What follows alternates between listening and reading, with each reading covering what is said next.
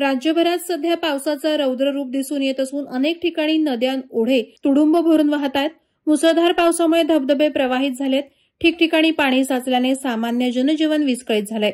अशातच रायगडमधील खोपोली येथे झेनिथ धबधबा पाहण्यासाठी गेलेले तामिळनाडूतील 15 पर्यटक अडकले। त्यांना बाहेर काढण्यात पोलीस, अग्निशमन दल आणि हेल्प फाउंडेशन टीमला यश आलंय।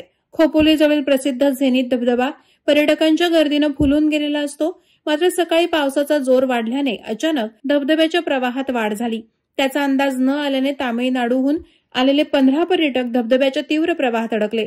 या घटनेची माहिती खोपोली पोलिसांना मिळताच त्यांनी तातडीनं घटनास्थळी धाव घेतली।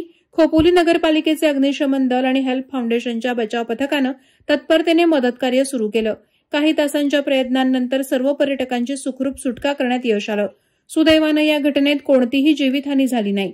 दरम्यान हवामान खात्यानं अनेक जिल्ह्यांना रेड अलर्ट जारी केला असून प्रशासनाकडून नागरिकांना गरज असल्याशिवाय घराबाहेर न पडण्याचं आवाहन करण्यात आलंय। सध्या रायगड जिल्ह्यातील बहुतांश नद्या धोक्याच्या पातळीवरून वाहत असून डोंगर दऱ्यांमध्ये सतत दरडी कोसळत आहेत। कोकण किनारपट्टीवरील रस्ते वाहतुकीवर परिणाम झालाय। हवामान खात्यानं पुढील काही दिवस मुसळधार पावसाचा अंदाज वर्तवलाय। त्यामुळे प्रशासनानं नागरिकांना सतर्क राहण्याचं आवाहन केलं आहे। वादळवारा लाईव्हसाठी दत्तात्रय शेडगे, खालापूर। नवी मुंबई व रायगड जिल्ह्यातील ताज्या बातम्या आणि घडामोडींसाठी सबस्क्राईब करा वादळवारा लाईव्ह चॅनल आणि दाबा बेल आयकॉन।